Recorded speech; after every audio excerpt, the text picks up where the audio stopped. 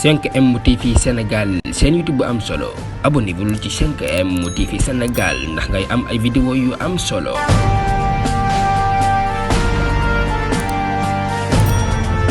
mbokk yi siifur 5M TV Sénégal dal leen nag jàmm. Cheikh Abdou Bara Dolly Mbacké nag jamono ji daal waa Pastef ñu ngi koy sànni ay xeer di ko attaqué di ko wax ay kàddu yoo xam ne kàddu yu ñaaw la ginnaaw bi nga xamee ne rek bañ naa woote li nga xam ne rek moo di ay sanctions yi ñuy teg ci gouvernement Macky Sall bu yees bi di ministre Amadou Ba. moom nag ki nga xam ne moo di Cheikh Abdou Bara Dolly Mbacké daal daan na bañ na du woote li nga xam ne daal moom lañ koy woo jamono ji mu wax ne rek ñi nga xam ne ñoo di waa Yewwi Askan Wi daal ñoom duñ ko yëgal lenn loo xam ne dañu koy def tax rek moom mi nga xam ne moo di Cheikh Abdou Bara Dolly Mbacké daal daal nay mer ba futu di wax ne rek bañu ko jàppee gisul kenn ku ko taxawu gisul kenn ko def benn point de presse jëmale ko ci moom gisul kenn koo xam ne daal ñëw nga seet si ko moom mi di Cheikh Abdou Bara Dolly Mbacké daal jamono ji daal Cheikh Abdou Bara Dolly Mbacké daal nay mere lool waa Yewwi Askan Wi di wax ne ñoom sax duñu ko yëgal dara dañ ko respecté wul benn yoon di wax ne sax fii daal am na ko saaga woon te kenn taxawul wax ca te mu nekk sëriñ Sëriñ Tuubaa te gisul kenn ku taxaw wax ca loolu nag ginnaaw bi nga xam ne wax na ko nag ñi nga xam ne daal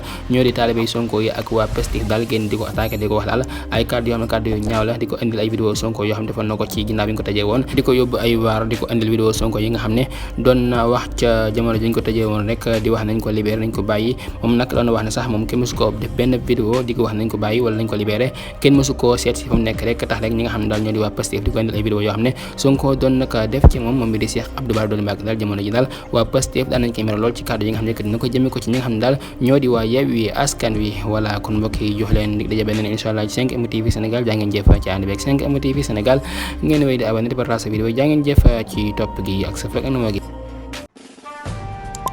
5M TV Sénégal seen YouTube bu am solo abonné bul ci 5M TV Sénégal ndax ngay am ay vidéo yu am solo.